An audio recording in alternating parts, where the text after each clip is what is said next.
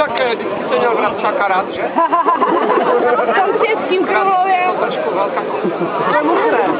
Ale sečka vydrželi. A je ustala.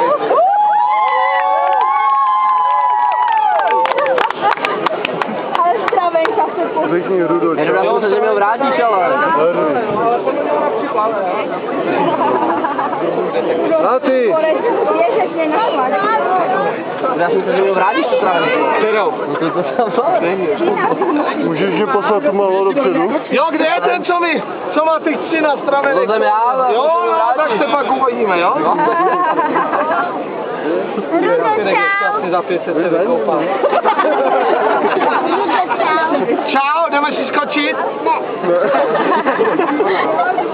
Já budu hodný ve vodě. Chceš taky jdeš? Bych se oblil. Jo, no to, a prosím tě, dej ho tam, jestli můžeš, jo? Tak běž.